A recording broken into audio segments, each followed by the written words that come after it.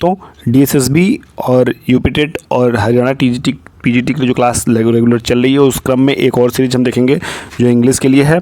इसमें देखते हैं पहला क्वेश्चन जो हमारा है। पहला क्वेश्चन क्या कह रहा है, if I dash the candle. ठीक है, अब यहाँ बात हो रही है कि इफ़, देखिए जब भी इफ़ का यूज़ करते हैं तो हमेशा वो वाली क्लॉज हमेशा पास्ट इंडेफिनिट रहेगी। किस में रहेगी? पास्ट इंडेफिनिट में। हमेशा याद रखिएगा इस बात को, जो मैं बता रहा हूँ कहीं इसको आप नोट डाउन कर लीजिएगा, क्योंकि ये इफ़ वाली क्लॉज हमेशा किस में आती है? पास्ट इंडेफिनिट में। यदि मैं होता, यदि मैं ऐसा किया होता या ऐसा मैं कर रहा होता, तो हमेशा इमेजिन की बात होती है। तो इमेजिन आप प्रेजेंट में करेंगे नहीं, इमेजिन हमेशा और हमेशा इफ़ के साथ जब भी करेंगे तो आप पास्ट में करेंगे। तो यहाँ पे क्या हो जाएगा? आई के साथ वर का यूज। आवाज़ नहीं लगता है, माइट भी नहीं होगा, कैन भी नहीं होगा, तो वर हो जाएगा। क्या हो जाएगा?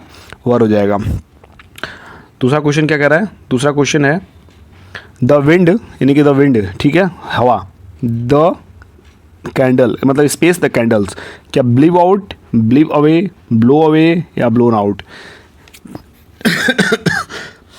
तो जो विंड है इसमें देखिए ब्लीव आउट होगा, ब्लीव अवे होगा, ब्लो अवे होगा, ब्लोन आउट होगा। इस ऑप्शन में से हमें चूज़ करके इसमें भरना है।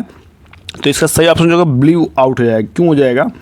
द विंड यानी कि जो हवा थी, विस्फोट से, मतलब हवा का जो विस्फोट होता है जिस बहुत तेज़ आंधी चलती है उसकी बात हम कर रहे हैं। तो कैंडल को उसने ब्लीव आउट कर दिया, यानी कि बुझा दिया। ठीक है, the wind ब्लीव out the candle.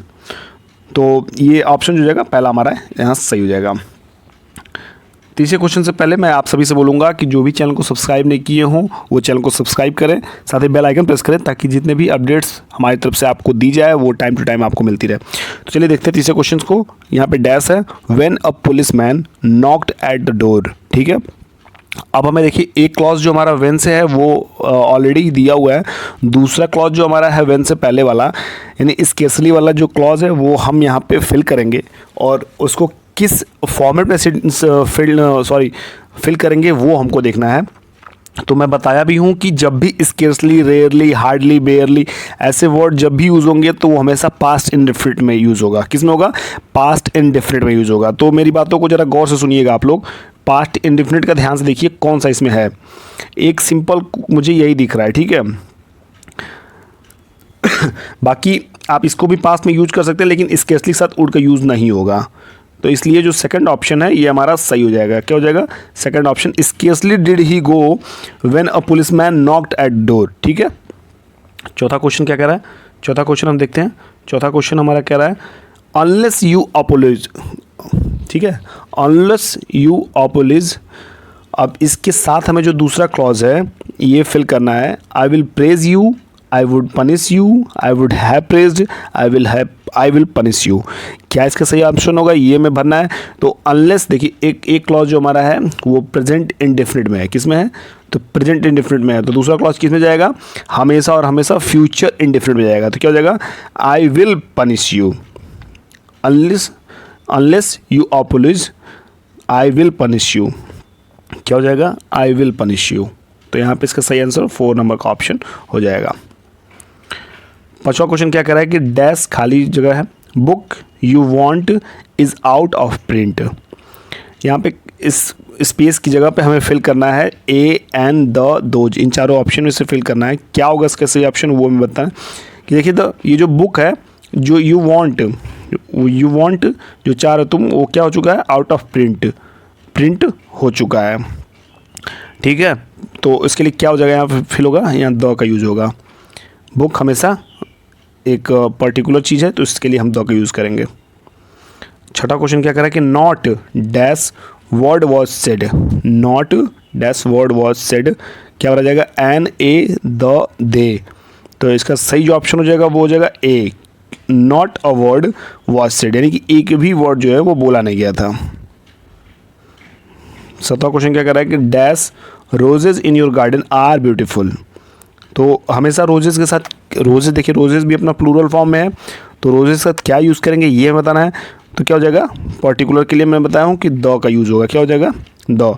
तो द रोजेज़, यहाँ पे द हो जाएगा, the roses in your garden are beautiful. जो आपके बगीचे में गुलाब हैं, गुलाब की जो मतलब जो भी संख्या में है वो सुंदर हैं। 8वां क्वेश्चन क्या कह रहा है कि the tiger is dash dangerous animal.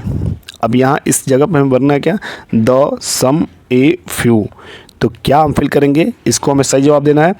तो क्या हो जाएगा, the tiger is a dangerous animal. जो टाइगर है वो अकेला एक डेंजरस एनिमल, अगर द होता तो केवल केवल अकेले उसकी बात होती, लेकिन कई जानवरों में से, इसलिए हम अ का यूज़ करेंगे, यानी कि the tiger is a dangerous animal. नवा क्वेश्चन क्या कह रहा है कि dash gentleman came to meet you. अब देखिए कि जेंटलमैन बहुत ज़्यादा की हम बात नहीं करते हैं, जेंटलमैन कोई एक आदमी, दो आदमी के लिए हम यूज़ करते हैं। तो दोज और दीज तो बिल्कुल नहीं होगा, एनी हो सकता है, लेकिन एनी यहाँ फॉर्मेट सही नहीं बैठेगा। तो यहाँ क्या बच रहा है, ए बच रहा है, यानी कि एक जो जेंटलमैन है, यहाँ पे ए जब भरेंगे तो a gentleman came to meet you, यानी कि आए थे मिलने आपसे, एक सभ्य आदमी आपसे मिलने आए थे। बात हम 10वें क्वेश्चन की और आखिरी क्वेश्चन की करेंगे। I found dash 100 rupee note. ध्यान जगह देखिए, अगर आप थोड़ा थोड़ा भी अपना एरर सही करना चाहते हो ध्यान रखिएगा, 100 रुपी नोट है, क्या है 100 रुपी नोट, यहाँ पे रुपीज़ नहीं है, 100 रुपी नोट है। तो इस तरह भी आपको कॉमन एरर में दिया जा सकता है और आपसे पूछा जा सकता है। यहाँ पे रुपीज़ लगा देगा और पूछेगा कि एरर कहाँ है, तो इसको आपको मेंशन करना होगा कि यहाँ पे एस नहीं रहेगा, ठीक है। देखिए जो फॉर्मेट है बहुत सही लिखा हुआ है, अंडर द पिलो। क्या है, under the pillow. I found dash 100 rupee note under the pillow, तकिए के नीचे मैंने पाया, क्या पाया, एक 100 रुपये का नोट पाया। तो इसके लिए क्या यूज होगा, ए, सिंपल सी। मुझे उम्मीद है सभी लोग समझ पाएंगे कि एक 100 रुपये का नोट के लिए ए यूज़ हुआ है, बाकी हम एन यूज़ करेंगे नहीं, द यूज़ यहाँ नहीं कर सकते हैं। तो इस तरह जो इम्पोर्टेंट क्लास थी वो इन 10 क्वेश्चन के साथ यहाँ समाप्त होती है।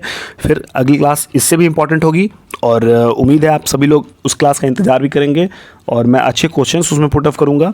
इसी उम्मीद के साथ फिर आपसे विदा लेता हूँ कि आप अपनी तैयारी बहुत अच्छी कर रहे होंगे, बहुत मन से लगे होंगे, क्योंकि सारे एग्ज़ाम जो है बहुत जल्द होने वाले हैं सभी लोगों के। तो मेरी तरफ से ऑल द बेस्ट, फिर मिलते हैं अगली क्लास में, तब तक के लिए बाय बाय, टेक केयर।